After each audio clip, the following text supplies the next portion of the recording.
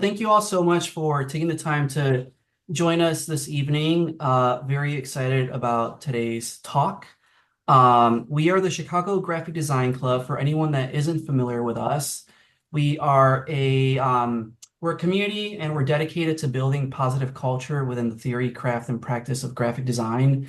We've been around for almost 5 years. It'll be 5 years next May. And everything that we do is very grassroots oriented. There's no higher ups that we report to. A lot of the programming that we do is all, it's all ideas that we have that we're inspired by from our community to do. So some of our focus is to create spaces for belonging. We like to ask big questions.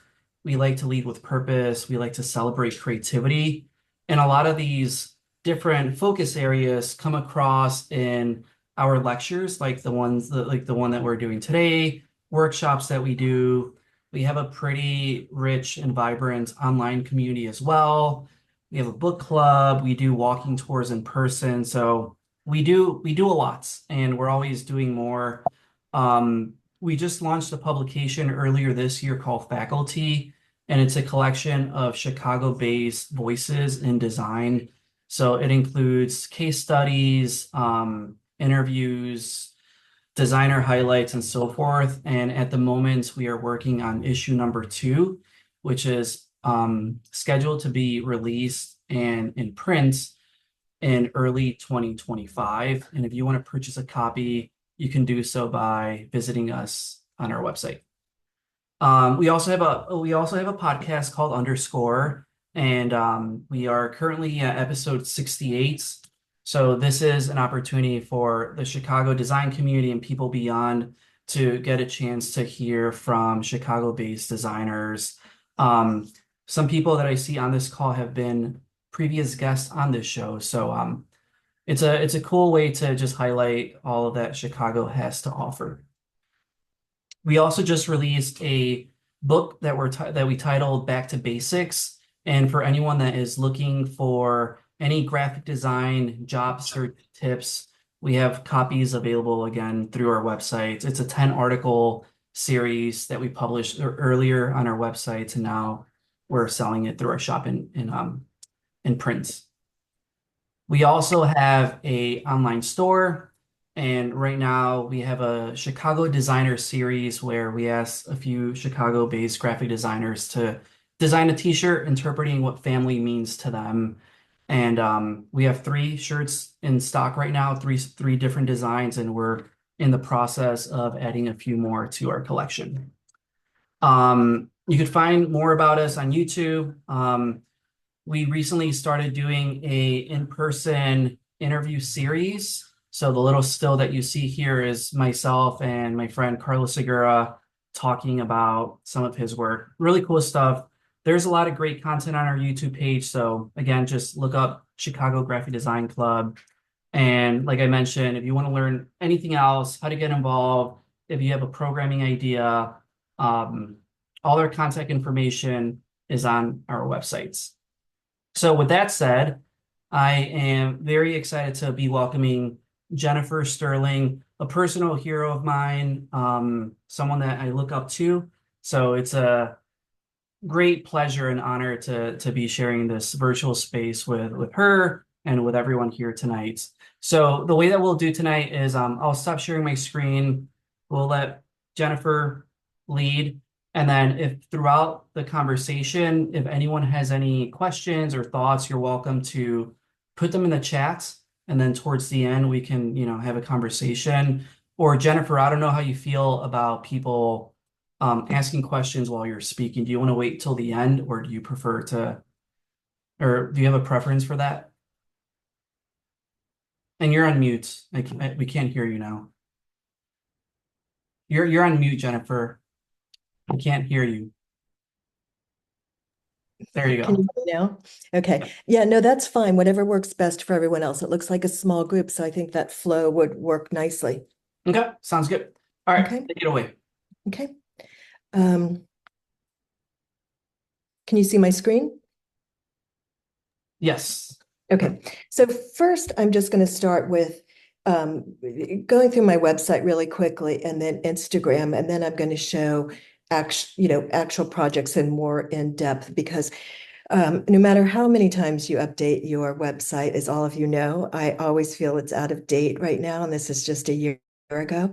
So this is my website here, and on the main page, well, first I should speak to how I think about websites. And I'll go through this in a way, there's branding, there's packaging, there's books, there's animation, there's different types of typography and packaging. But one of the things I do, because I'm a firm believer in that once you get someone to your website, if you make them click on a link to send them somewhere else, you've lost them.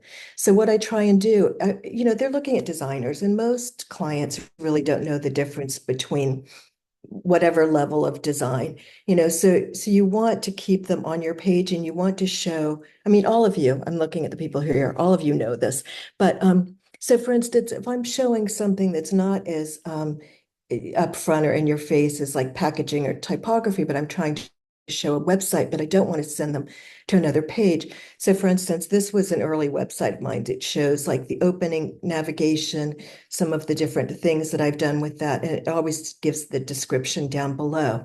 So whenever you're seeing something flushed out for a client, I'm going to go back through these. Let me move this so I can go more quickly. And you definitely don't want to take a look at my my my desktop. But so for instance, of course, let me find another one that's done like this. So what I'm doing for Frida Salvador, when I built out their store, and basically I did their logo and everything before them, before they had a shop. And sometimes a lot of clients do come to me to say, make me look like we're already a big deal and we already exist. So this particular client took me, I built out a site before they had any shoes, and they took their concepts of the shoes to Barney's and Jeffrey's and different stores in New York primarily, and they sold their shoe line and sold it into the store. So a lot of times I'll work with clients before the very beginning of a project. So let me take you back to this part. So the first one, I'm basically showing, this is for Font Fabric. I was doing work with them, and I, of course, love typography and fonts and everything. And what I wanted to show, I'm not going to go further with this one. You can go through it yourself. But what I wanted to show was, and something I'm always particularly happy about is, animation, you don't have to use a completely different or um, obscure type. What I like to show sometimes is showing pretty straightforward fonts or classic fonts, but designing them in a new way. And maybe, perhaps that's a bit of laziness on my part because a lot of fonts aren't on certain programs or you can't get them uh, to load properly, sometimes. So this is a piece for responsive architecture, which a lot of buildings now are, or at least in the future, how I see them, will be moving, designing the air, the rooms, everything will sort of change to accommodate the workflow. You see that in rooms changing right now, just even as far as apartments and things like that, they're scalable and modular. I was really happy to do this for um, Hillary Clinton. Obviously, Michael Beirut did her branding for her campaign, her Democratic campaign, but there were, I think it was 45 people who were chosen. Would have been the 45th president to participate in. Basically, it was a collateral launch at the night of the Democratic campaign. And so they asked you to do a button. It could be anything. There was no, but once, and I always, with branding, I tend to like really smart branding that you don't get tired of, that then you can develop everything around that. So, and I always put in the person's name right away. And of course, I saw this right away. So that was, it's actually one of my favorites, and I really enjoyed working with her on this. I'm going to come back to this for Nokia. This is for Madeleine Albright and Hillary Clinton, they founded the NGO called Vital Voices, which is basically giving females nothing can be accomplished without women on the board of talking about different subjects, whether it's women's health or politics or anything else. So basically, this is for all women to sort of come together and to be supported in various groups of education worldwide. So then there's packaging, typography. This is, I do a lot of books. This is a piece for Arthur Ashe in animation. I'm going to show this only because, a lot of times with animation, with a lot of us, we get whatever the client gives us, because obviously I couldn't photograph Arthur Ashe. And so it was just about 5 seconds of really grainy footage from a Charlie Rose. And what I wanted to do for the Arthur Ashe US Open, it was their is to play with the concepts that he always started with and that were so integral to his success and his career. And they actually line up with the words match and serve and love, which also correspond to obviously tennis. So here it starts out with like a graphic interpretation of the word love and sort of the net spinning and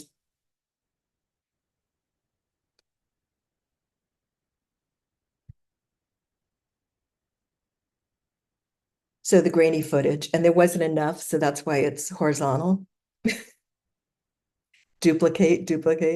So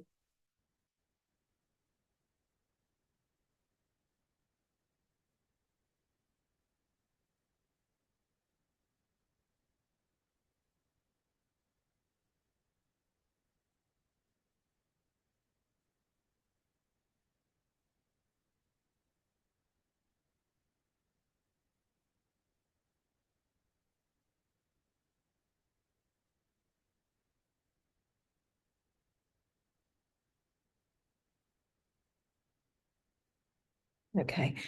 So then this is just a typographic fiberglass A. This is going back to a website at a glance, more packaging. I'm going to come back to these because they're at the top of the shop section. And then I also launched Virtu. One of the things, let me come back to this, is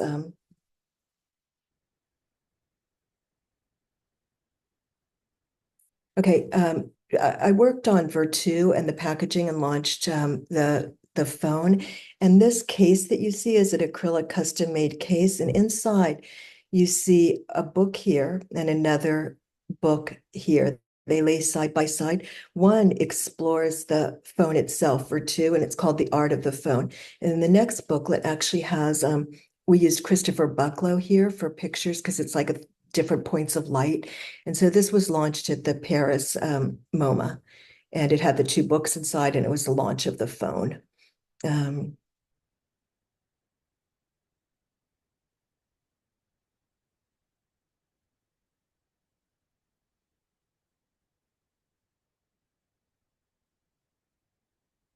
Okay.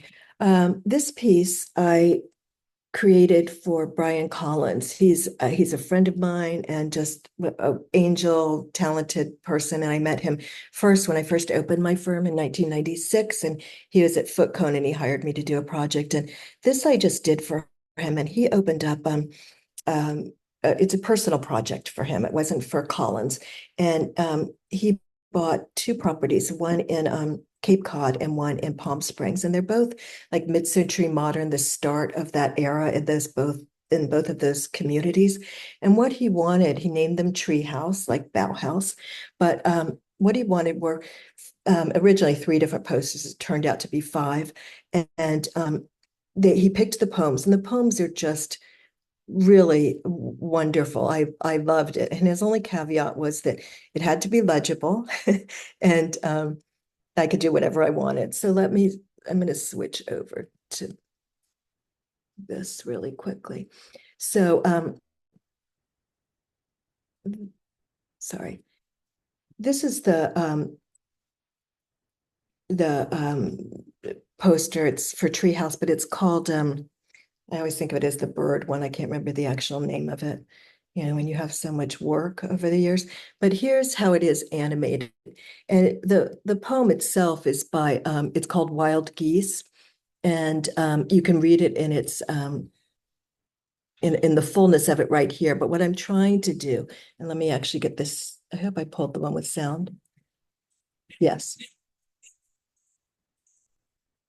So the birds are outside my window. I just did a audio capture of them.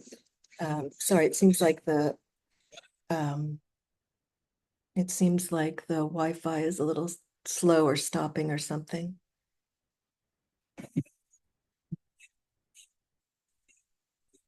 Yeah, it seems like the Wi-Fi is sticking a bit, but you get the idea. And most of these you can also see, they're not on my website, but almost everything as far as experiments or work is on my Instagram under Jennifer Sterling Design. And then let me go back here. Oh, let me turn the geese sound off, sorry.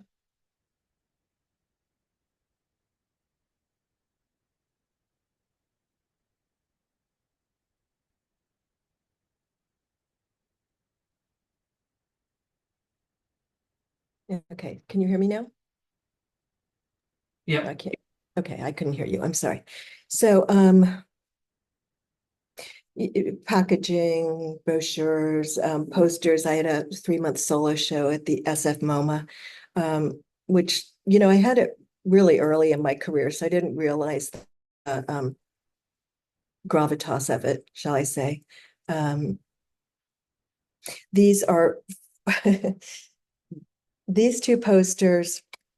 This is for Eco and Como. This series of it's actually 5 posters. I'm only showing 4 of them, 2 of which are here, and then I'll show you the other 2. This is San Francisco Performance as a client, and they came to me, and there were 5 different posters that they wanted for different performances. There's Eco and Como, there's Wim Vandermeer's Ultima Ves, and which are both shown here. And then and the SF MoMA, and then the Stefan Petronio and the Deviate Physical Theater.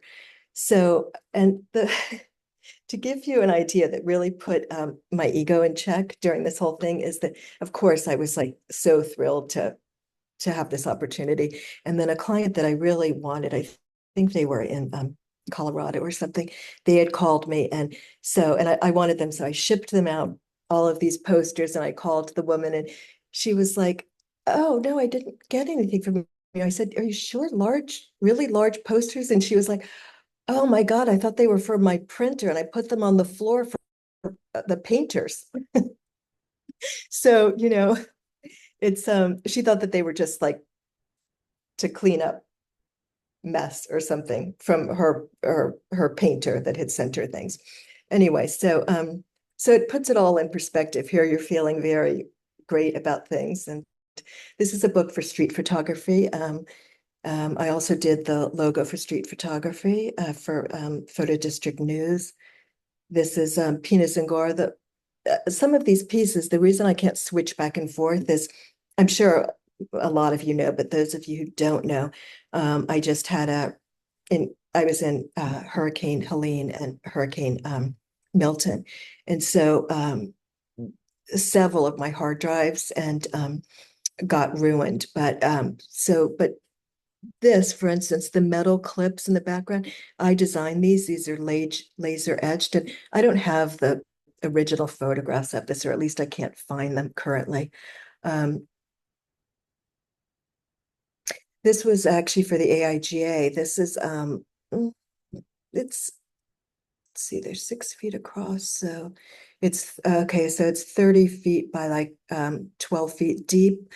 It's a stainless steel laser etched donor's wall.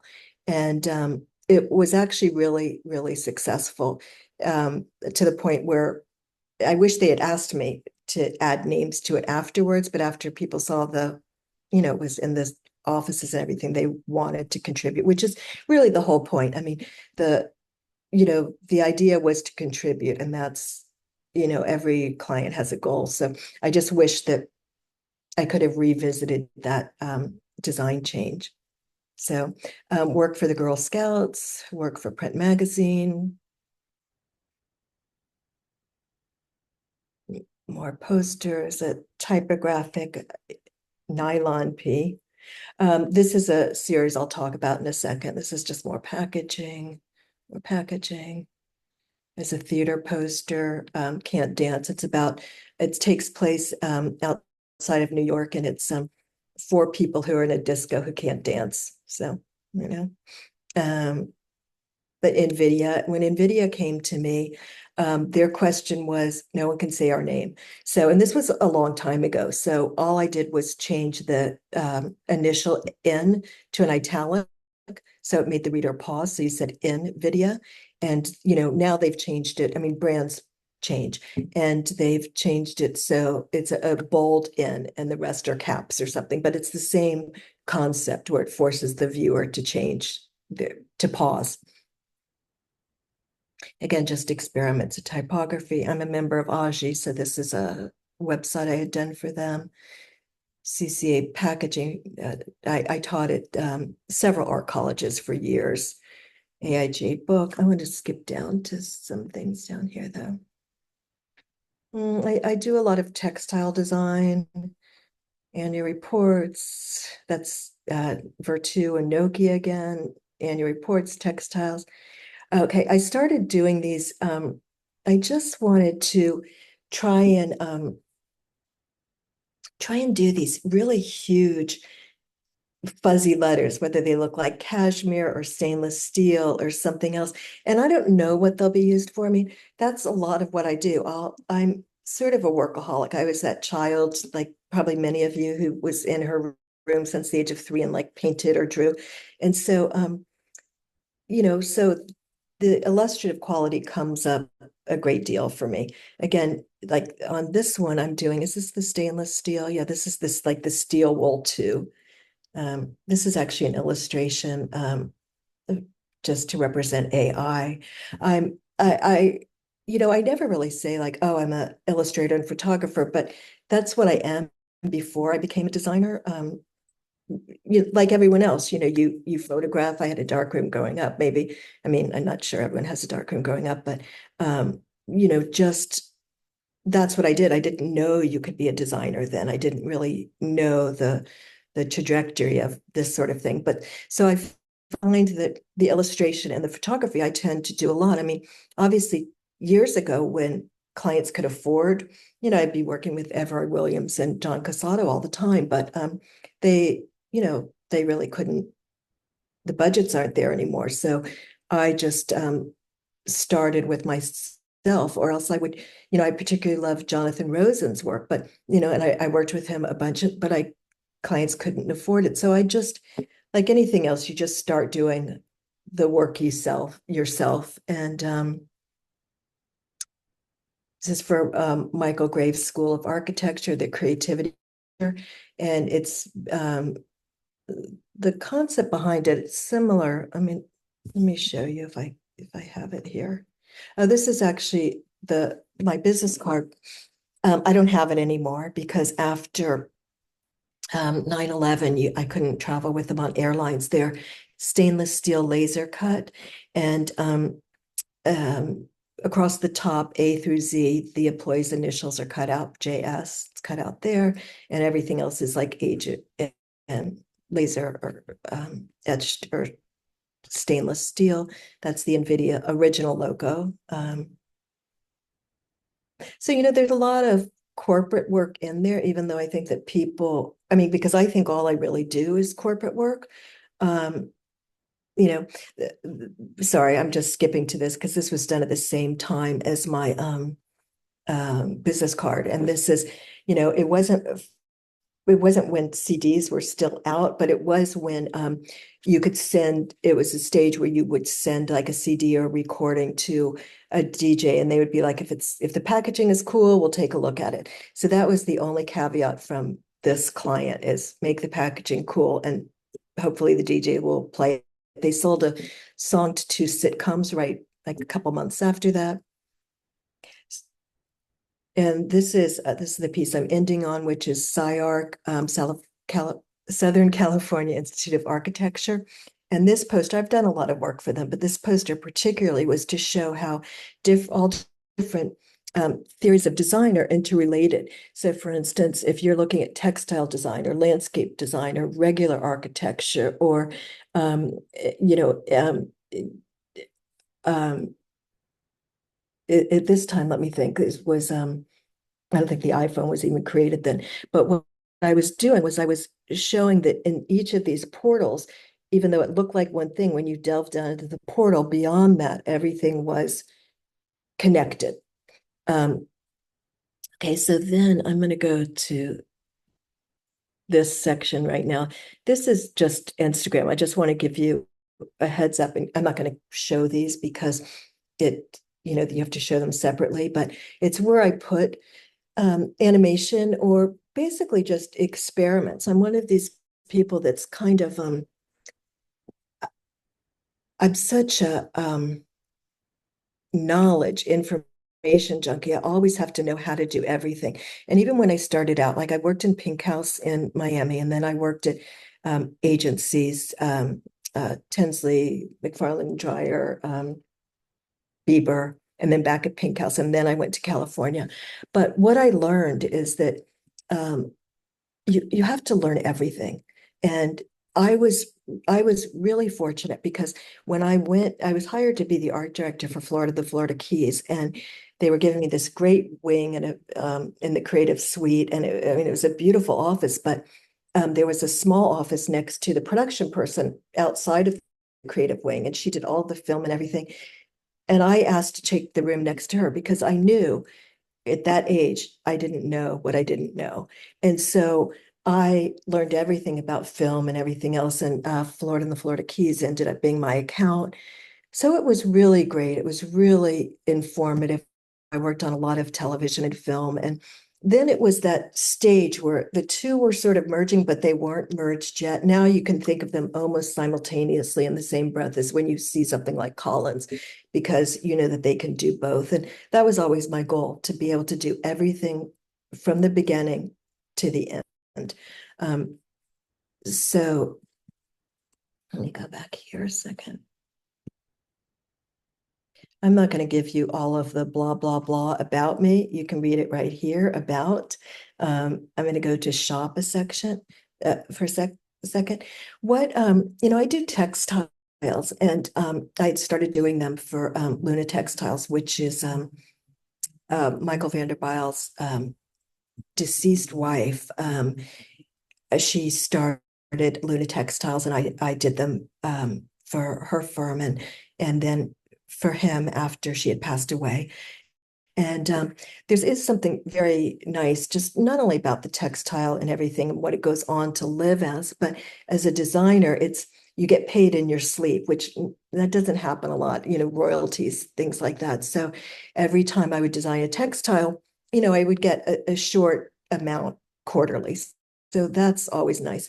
So I decided that I'm getting older, and I still love drawing. So I decided to turn my interest a bit to interpretation of the several different Eames chairs, or different chairs during the Bauhaus.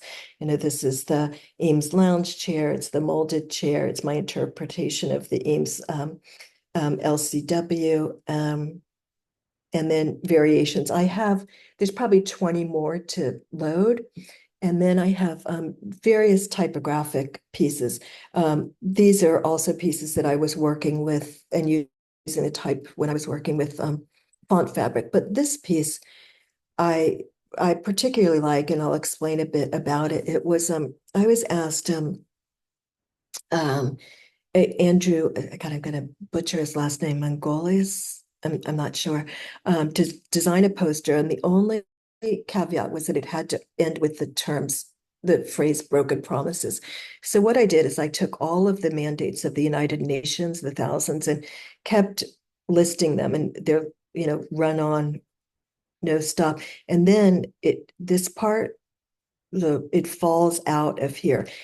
And all of these ones are the ones that different countries or entities don't follow, and that's what causes blood to be spilled in the world. Even though this is orange, it isn't red. It was a design decision.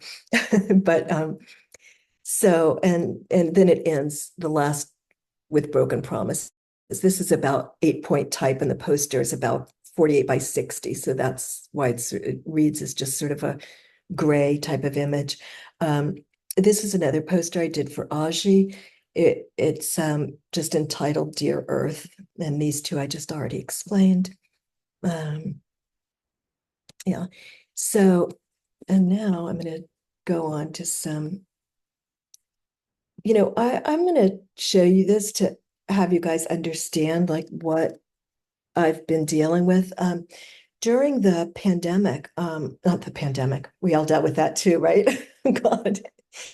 During during the hurricanes, the water came in really quickly. And I grew up in Miami, so I've been through so many hurricanes, and I've been through hurricanes in my place, and I live on a dock, and it's 2 blocks from the Gulf in the other direction.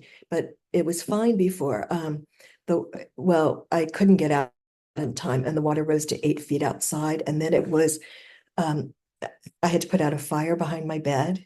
And then I moved my cat and I into the kitchen. And first we were on bar stools, and then we were on the kitchen counter, and the water was up to the kitchen counter. And the refrigerator was over. I could hear crashes of furniture, credenza, everything. And so much of my office work, printed things, not necessarily computer, except several different computers, but got destroyed. But I just went back to my home to meet with FEMA recently, and I'm going to show you this. This is only about 3 minutes, but this is probably the drive from Tampa when you go into an area called Treasure Island. And there's trash, literally, I mean, furniture literally piled 10 feet high. And it's not people dropping their furniture there. It's outside of every building, outside of every restaurant, outside of every home, outside of every causeway, and you'll start seeing it pack 10 feet up. It's was pretty brutal. Oh wait, you didn't. I'm sorry, I didn't even start this at the beginning. I apologize. It's like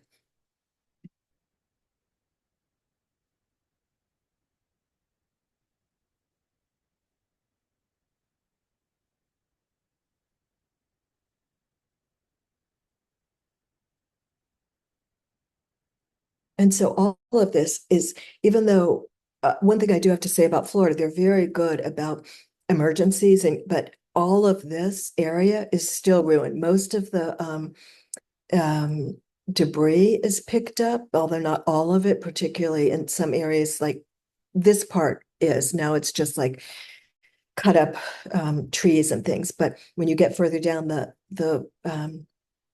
destruction is still there, and driving past it, into it, and leaving it is just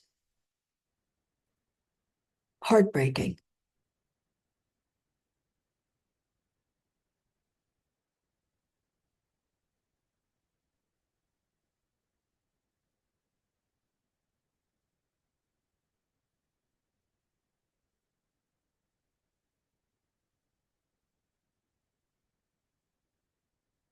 I mean, I'm sure everyone saw on the news where boats, I mean, here, like everyone has a boat. It just, there's so much water. But all of the boats were in different people's yards, or just, or on different expressways or something like that. I'll speed this up. I'm looking at the time.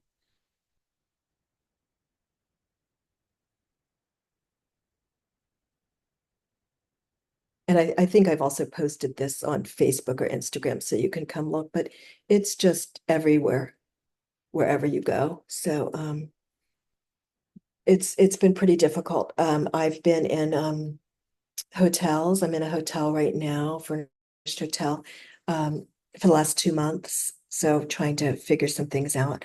Okay, let me switch to some animation now.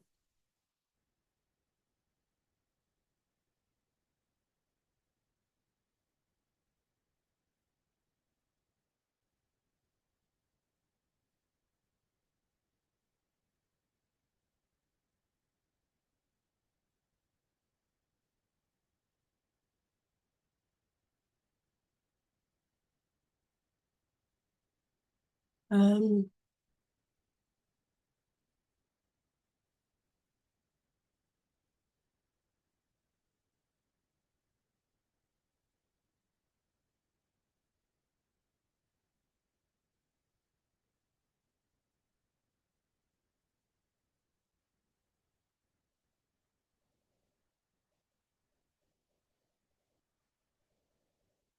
I'm a trouble man, I can't find things I can do. True, but it's funny now. And I'll remember you. I'm something you can never think. I want to be a happy man. Gotta stay. But when it's out of you, so get it out of me. You think they depend on you. Be different. Something. I can get everything. I want to be a happy man. It's so a dream. It's so a car. And a house to live in. It's so a girl. So a lady. It's so a dream. Only that thing.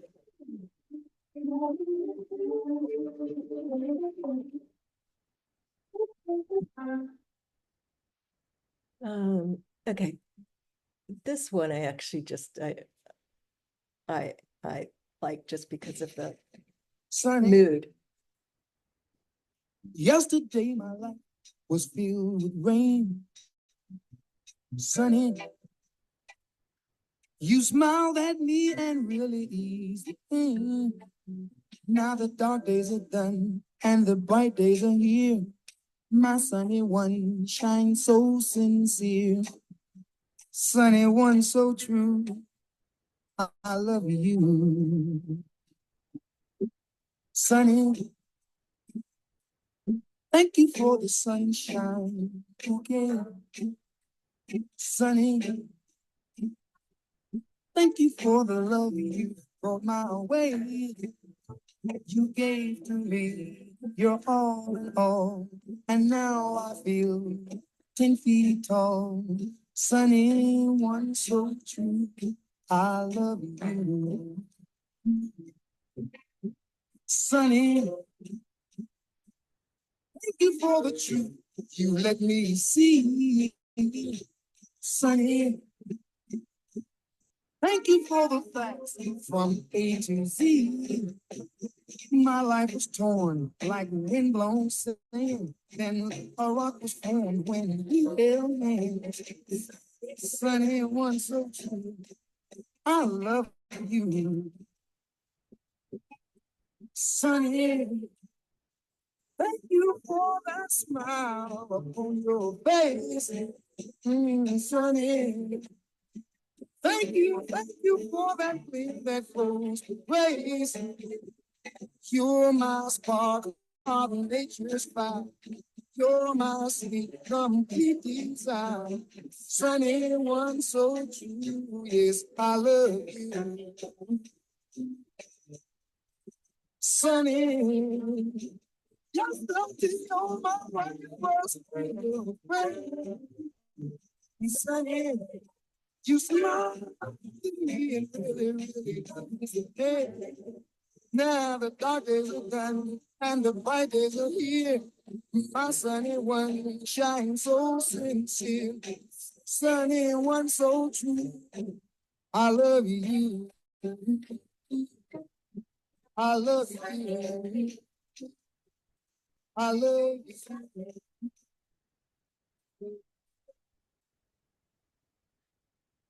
Okay, here's well, I'm going to play this one because this took me forever to figure out how to do. You know, it's when I know that most of you have designed books or for photographers or something, and they're always like, no, this one has to be in the book. And you're like, well, it's maybe not just as good. And now I recognize the whole thing where I'm looking at this piece and I'm not saying it's not as good. I'm not saying that, but I'm saying I know that the reason I like it so much is that it took me forever to figure out how to do. And that's actually what I enjoy very much is figuring out animation. I took, I've animated forever, but I don't, I went back to school for it. I went to Pratt, and I found that in a classroom situation, I wasn't particularly good with animation. Um, because you're listening to someone tell you the information, how they've interpreted it through their steps, and then you're having to reinterpret it yourself. So, but I did find out that whatever program I opened up, I could figure out. And so during the pandemic, I had like a tiny spot on my face. It's like the size of a less than an eraser. Anyway, I had to go for Mohs surgery at the Mayo Clinic in Minnesota, and they do Mohs surgery, which is supposed to be better, but it was a whole big. I looked like a monster. I mean, I looked in the mirror and I cried. I mean, I can tell now, but it was this big scar that went like this. It's gone now, but I just said, okay, I'm never going to look in the mirror again. And I taught myself about 40 different programs. Um, and I try and, let me show you this one. I try and do something, and my goal is always to learn how to do something so that when a new project comes in, I'm really quick about it. Like once you learn how to make one thing fall, you can make anything fall, but I'll give myself sort of, okay, like the theme projects, like, okay, Asian candy store design wrapper, and just, and what I'm doing is I'm figuring out animation, but I'm giving myself, you know, a different theme. So I have a different look that I'm learning at the same time. Okay. Um,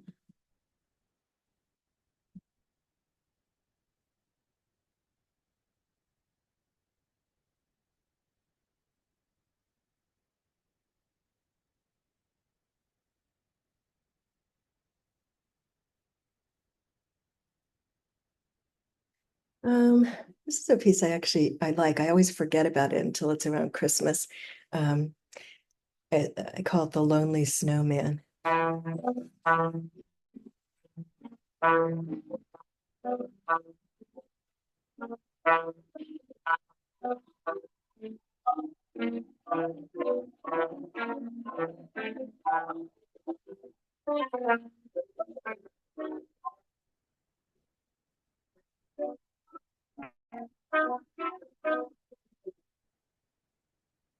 Um, let's see.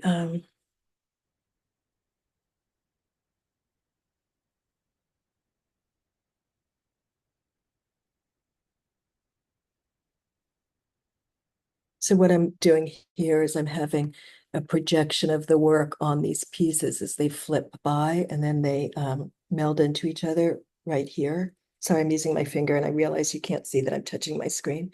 Um,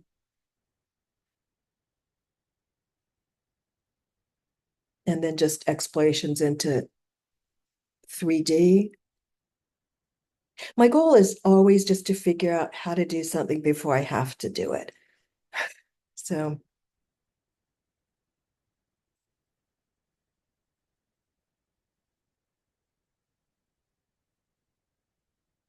yeah, let's see.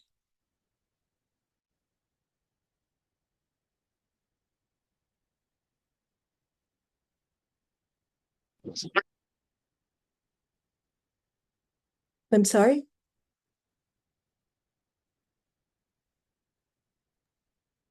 It was nothing. Oh, okay. So I could go on and show more things. I think we have like 13 minutes left. I can, sorry a second.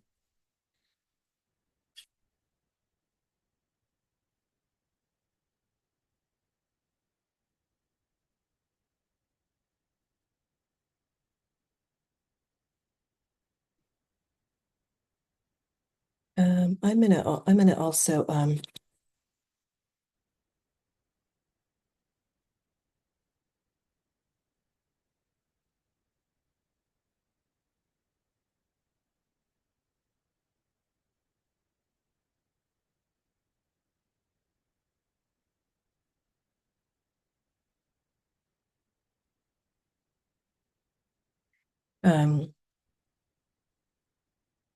I'm trying to think what I want to show over here.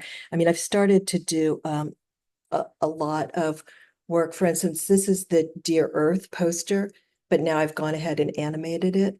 So I I tend to work back and forth between print and something that's animated, but I always will do both. Even if I do the animation first, I'll go back and do the print. It just depends on where I start at and what phase I can chop it up easily.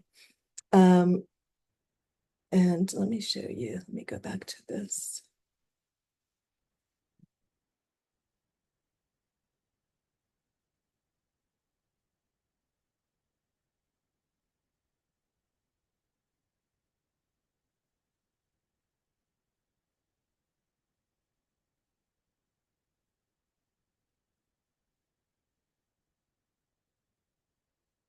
So then the area that I live in right now, or that I did live in, this I tend to incorporate a lot of visuals into my work. This is photography, but this is after the hurricane, and this whole incredible sort of old sign from this old vintage hotel had, blown down. But I just really wanted to use it for the image, and then I'm laying animation on top of it. It's sort of the same thing with this. I'm giving it a base when I'm trying out something new with animation. But all of these, if you go through Instagram, this is a variation on the one I had showed you before that I said that was sort of hard, difficult to do. And the different typographic posters, photography, but you can go through and see any of these, or does anyone have any questions? Or and this is okay, this is actually where my cat and I spent the night on the kitchen counter. I was in the bar stools and then switched onto the counter. And this area right here that you see that's all black, that's the water rising in the kitchen. So it got up to this, to where my printer was. So any questions? Yeah. Thank you so much, Jennifer. So I have and anyone that's here, feel free to unmute yourself or type a question in the chats. But my question is around I'd love to know, like you call yourself a workaholic, and I can tell that you're just always exploring different processes, different softwares and so forth. But I'm curious about like your work ethic and maybe just how you go about working through maybe doing client projects, but also pursuing like your own personal projects. Like how do they, I'm just curious about like your routines and how you go about getting it all done. Well, when I say workaholic, I imagine everyone here Yeah. is, and in a certain sense, you love what you do, and there's this feeling. It's why, I have such a problem with AI, and I think it will be great for a lot of things, but it's not something that I really want to explore, because when I became a designer, it was because, that feeling you get when you design or you accomplish something and you figure something out, or you just feel the beauty in work itself when you're learning it, or when you're starting out. I mean, I remember painting lessons and things like that. That feeling that happens in your heart, your chest, that you get, I wouldn't trade that. I mean, because otherwise it would be like sitting next to someone and saying, here, do this work for me. And it would rob me of what I enjoy. And there's lots of things I could do to make probably more money, even at the top of my game, when the .com was like blowing through San Francisco so fast. But it's difficult, because to well, let me backtrack. I like to figure everything out, and I don't want someone taking that away from me.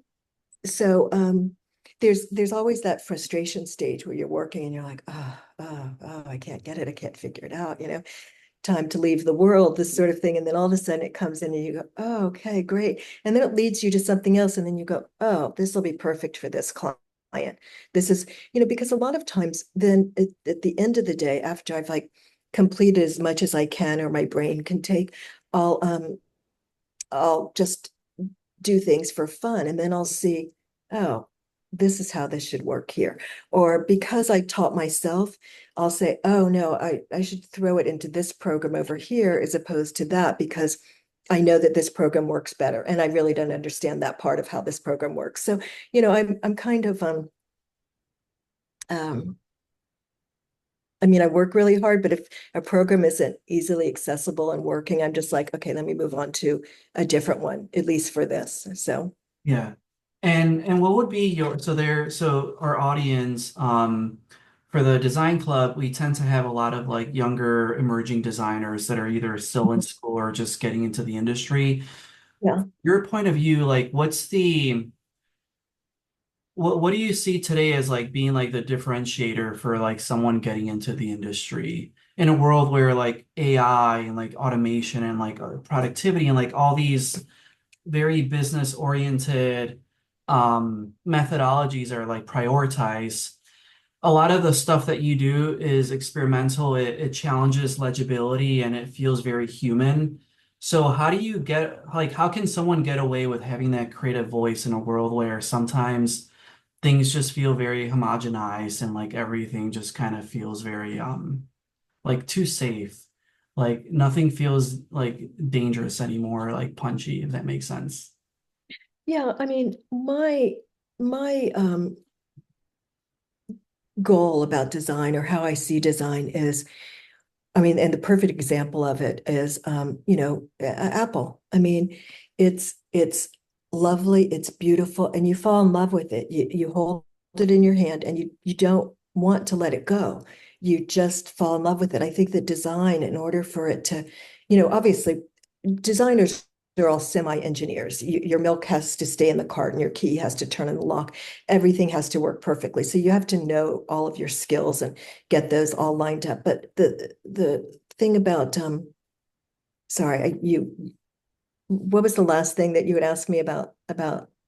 Well, I was saying, how does a Oh, designer differentiate themselves in today's well, also landscape? the thing is, I I'm I love clients, and I just want to know exactly what their problem is.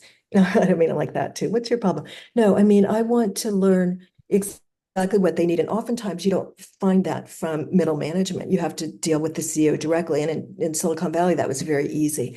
And if, for instance, with NVIDIA, nobody can pronounce our name, or something like this, or it's I recognize that they have a goal in mind.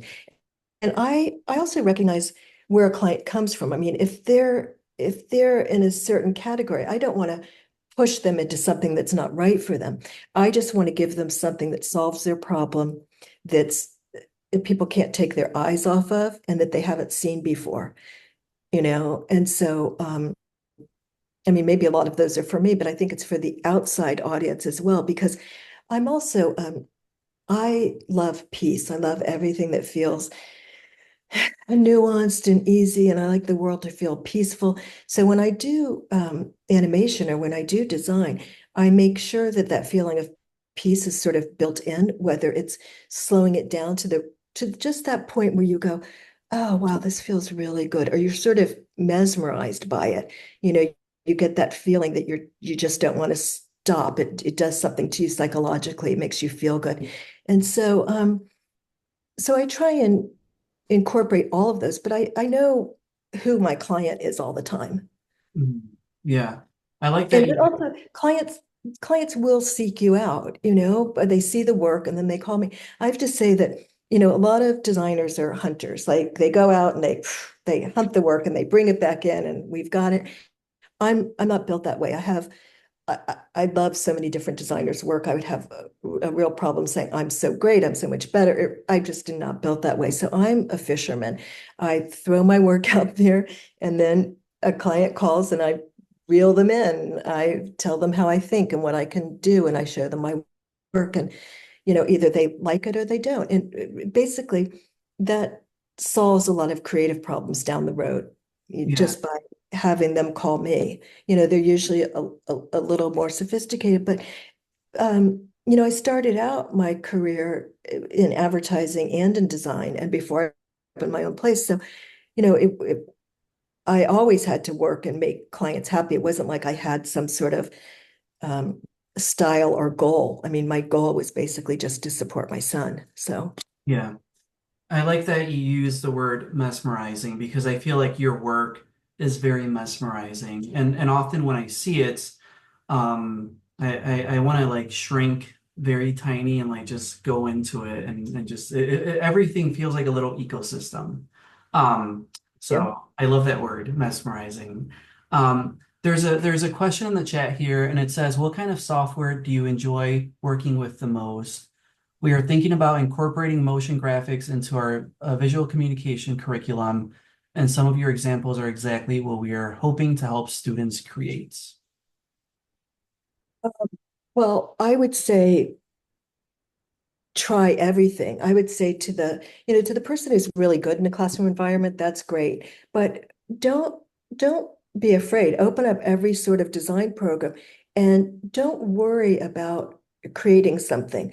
The problem that I had, and maybe a lot of designers have this, in the tutorials, they ask you to build something that's so ugly, you just want to shoot yourself before you even accomplish it, and so I can't go through tutorials because I get so visually depressed. And so I just keep trying absolutely everything, and um I don't let myself get discouraged. And I guess that's probably because I was um going through cancer and just didn't want to look in the mirror for like 3 years. So although that's not the journey I suggest for everyone. Mhm. Okay. And someone said, I remember once years back sitting in the AIGA room next to the donor wall you designed. Do you know where that piece is at this time? No, I don't. And I, s- um, I actually, I don't. Okay. And I spent a lot of money on it. Um, so I would have liked to see it continue or to be at least donated to, or particularly, I mean, just to have it. I mean, they don't have an office anymore, but it would have been nice just because all those people did donate, Apple, everyone else. It's a big deal. It Yeah. shows the gravitas of the community, and not just the design community, but the client community that's supporting the arts. And so, and it's right in your face for all your clients to see. So I think that was really pretty good advertising that should have like stayed if they had a building, but they don't. Yeah. Okay.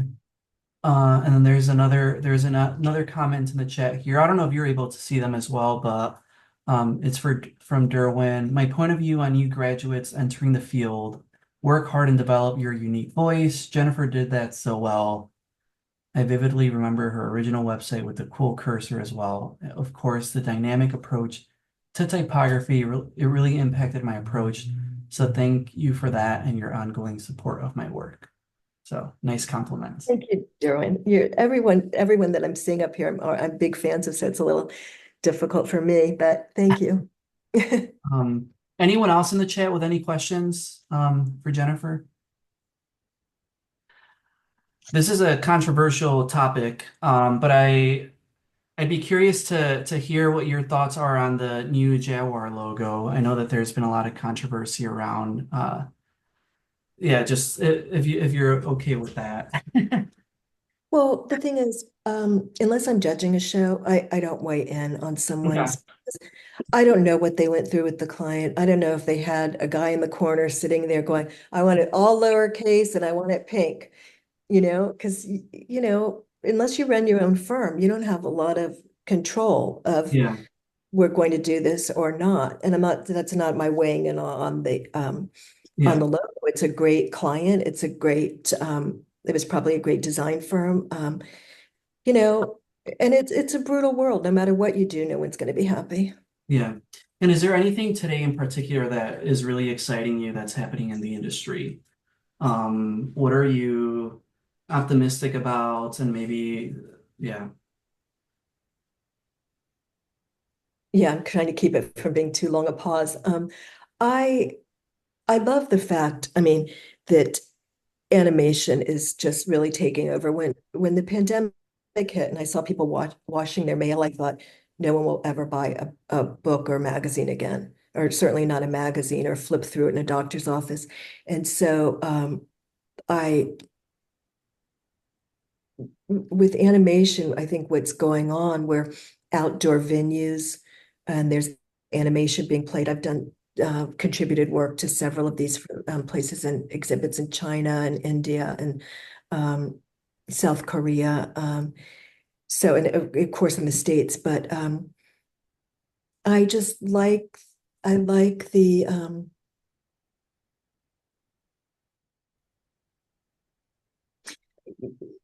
idea of this art form existing outside, and not just being on your television or not just being. So I'm excited about that. I mean, obviously the Sphere in Las Vegas, you see that, and you see sort of the possibilities, but there's some beautiful things that are being done with animation in cities around the world now. Yeah, I agree. Cool. Well, I know we're past time, but I just want to once again thank you so much for this wonderful talk. There'll be links, like everyone has a link to your websites and a lot of what you shared. So everyone definitely like go explore. Like I love just scrolling through your Instagram and like I was mentioning, just like getting lost in like every composition that you create. So Oh, thank you. I don't normally do reels because on reels with Facebook and Instagram, they crop it differently. And so my work never looks as good. So I just always put them on posts. So that's yeah, probably where you see them. So, but thank you so much. And thank you for inviting me. It was such a pleasure. I love Chicago. I used to be there all the time on press and I yeah. loved it. So You it should was you a should come pleasure. visit. You should stop by sometime. Stop by. I will. I'm actually in my search to find where's safe, where should I land. I mean, I love Chicago. It's on my radar, so to speak. Okay, that'd be awesome. Thank you. Awesome. Well, thank you so much everyone for joining us tonight and thank you again, Jennifer, for being so Thank awesome. you, everyone. All right.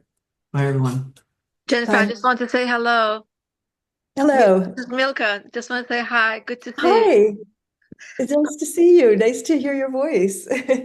Definitely, definitely beautiful work. We'll talk soon. Thank you so much. And thank you, everyone, for taking time out of your evening to participate. Yes. Definitely. Cool. All right. Okay. Thank you. Bye.